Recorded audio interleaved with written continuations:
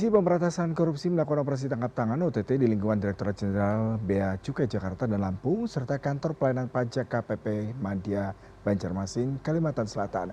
Untuk mengetahui perkembangan hal ini, kita tergabung dengan koresponden CNN Indonesia Iwan Hermawan.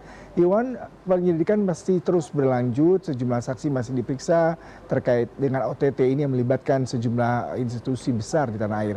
Lalu bagaimana perkembangan hal ini hingga siang ini Iwan?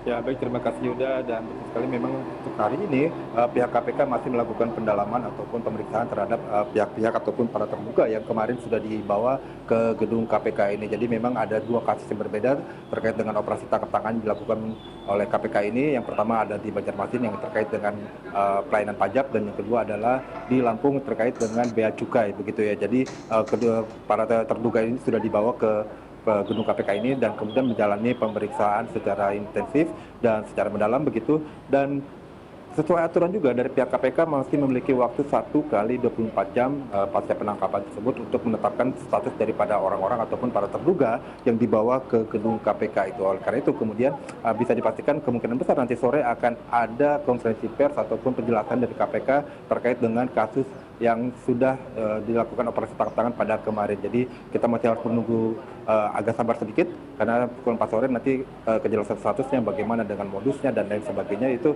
akan dijelaskan secara rinci oleh KPK. Dan memang pada hari kemarin KPK melakukan operasi tangkap tangan di kantor pelayanan pajak Madya Banjarmasin, dan pada kasus ini diduga adalah terkait dengan pelayanan proses restitusi pajak pertambahan nilai di sektor perkebunan. Artinya ataupun ini maksudnya adalah adanya pengaturan nilai pajak agar menguntungkan wajib pajak tertentu.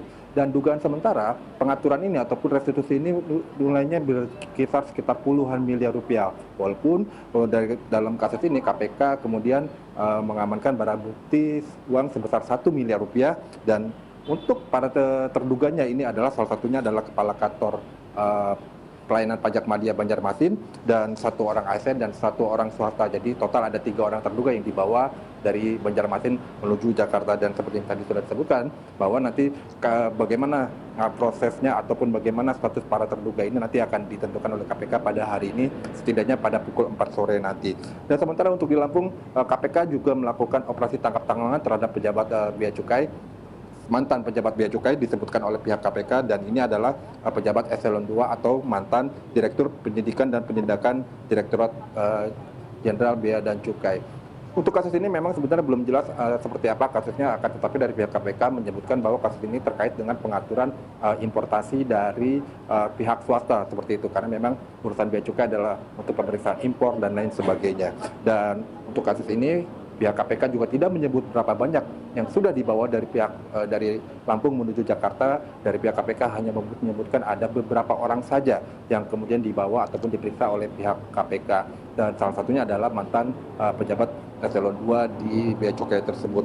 Dan untuk kasus ini KPK menyita juga uang tunai sekitar miliaran rupiah, dan kemudian juga ada logam mulia seberat 3 kg emas gitu ya. Jadi untuk sampai sejauh ini semuanya masih terus berproses, masih terus berlangsung, penyidikan masih terus berlangsung, dan nanti kemungkinan sekitar pukul 4 akan ada konferensi pers dari pihak KPK. Walaupun yang menarik juga dalam kasus ini adalah karena kedua direktorat jenderal ini ada di bawah Kementerian Keuangan, kita tentu menyimak pernyataan yang disampaikan oleh Menteri Keuangan Purbaya Yudi Sadewa yang menyebutkan bahwa operasi-operasi ini merupakan shock terapi bagi jajarannya seperti itu.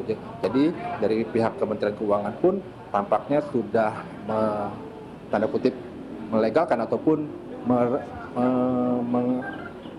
membuat ini lebih melegalkan kasus ini untuk KPK melakukan tangkap tangan terhadap pejabat-pejabat yang berada di lingkungan Kementerian Keuangan. Untuk sementara itu yang dapat kami laporkan dari gedung KPK. Kembali ke Anda juga. Iwan Hermawan, terima kasih untuk laporan langsung Anda. Selamat bertugas kembali.